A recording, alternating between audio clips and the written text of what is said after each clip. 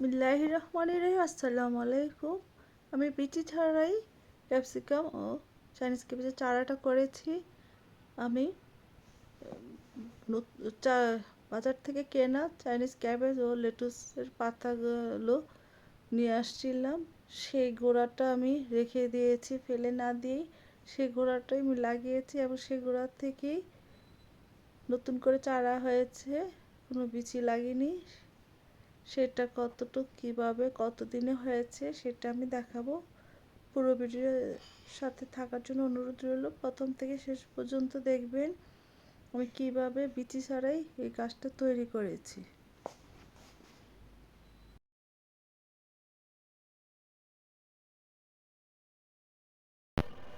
আজকে আমি বকচয়, অনেকে বলে চাইনিজ ক্যাবেজ, আর হচ্ছে লেটুস গাছ, এই গোড়ার থেকে কিভাবে আবার নতুন চারা হয়, সেই চারার থেকে আবার লেটুস পাতা হয়, চাইনিজ ক্যাবেজ খাওয়া যায়, সেটা দেখলে অবাক হয়ে যাবেন যে গোড়ার থেকে আবার গাছ হবে।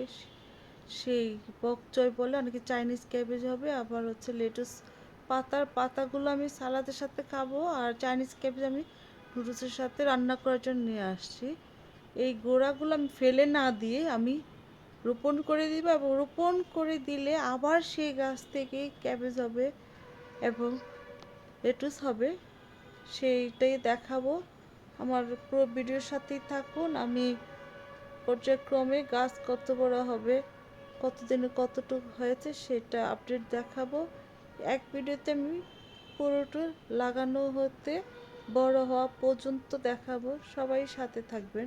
আমি এই যে লেটুসের আগাটা কেটে নিলাম, চাইনিজ ক্যাবেজের উপরের পাতাগুলো কেটে নিলাম, ওগুলো রান্না করা এবং সালাদ হিসাবে খাবো। লেটুসের পাতা, চাইনিজ ক্যাবেজটা আমি নুডলসের সাথে দিব।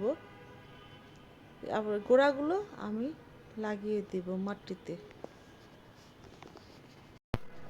এই যে সেই আমি চাইনিজ ক্যাবেজের গোড়াটা আর লেটুসের গোড়াটা কেটে রেখে দিয়েছিলাম, ফেলে না দিয়ে, আমি ফেলে দেইনি, গোড়াটা রেখে দিয়েছি। আমি আবার ছাদ থেকে যেন আবার গাছ হবে ইনশাল্লাহ। গাছ হওয়ার পরে আমি সে আপডেটটা দেখাবো সবাইকে। আমি যে দেখুন, আমার জৈব মাটিতে আমার মাটি এবং কিচেন কম্পোস্ট মিলে আমার এই যে মাটিটা রেডি, সেই মাটিতে আমি চাইনিজ ক্যাবেজের গোড়াটা আর হচ্ছে লেটুসের গোড়াটা লাগিয়ে দিলাম। খুব একটা পানি দিব না, খুব অল্প পানি দেবে, বেশি পানি দিলে গোড়াটা মরে যাবে, শিকড় গজাবে না, তাই আমি পানি দিইনি, মাটিটা ময়েশ্চার ছিল বলে। এই যে দেখুন, সেই গাছটা আমি 4 দিন পরের আপডেট দেখাচ্ছি। 4 দিনে আমার গাছটাকে, তার মধ্যে 4 দিনের মধ্যে আমি একটুও পানি দেইনি, মাটিটা ময়েশ্চার ছিল, একটু ভিজা ভিজা ছিল, সেই মাটিতে আমি গাছটা লাগিয়েছিলাম। 4 দিন আর পানি দেওয়াই হয়নি, পানি দেইনি। 4 দিন পরে আমার গাছের এই অবস্থায়, যে লেটুস পাতা দেখুন পাতা গজিয়ে গেছে এবং চাইনিজ ক্যাবেজটাও মাটির সাথে লেগে গেছে। চাইনিজ ক্যাবেজ লাগিয়েছি যে মাটিতে, আজকে 6 দিন হলো, 6 দিন পরে আমি পানি দিব। আমি লাগানোর পর কোনো পানি দেইনি, যখন লাগিয়েছিলাম তো ময়েশ্চার ছিল, মাটিটা ময়েশ্চার ছিল, এবং 6 দিন পরে পানি দিলাম। দেখুন বন্ধুরা, এটা হচ্ছে 15 দিনের গাছ।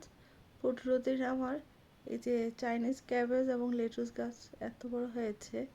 আপনারা যারা লেটুস এবং চাইনিজ ক্যাবেজ কিনবেন, অবশ্যই গাছের গোড়াটা ফেলে না দিয়ে এভাবে লাগিয়ে দিবেন, এবং এটার থেকে যতবার আপনি পাতা তুলবেন ততবার আবার নতুন পাতা গজাবে।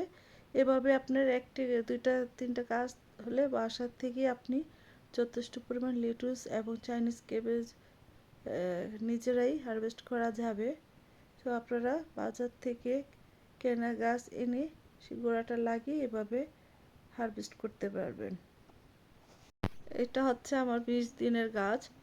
এই গাছটা আমি আর ফুল তুলবো না, গোড়াটা রেখে দিব, উপর থেকে আমি কেটে কেটে পাতাগুলো খাবো, যে উপরের অংশগুলো শুধু খাবো, আর গোড়াটা রেখে দিব।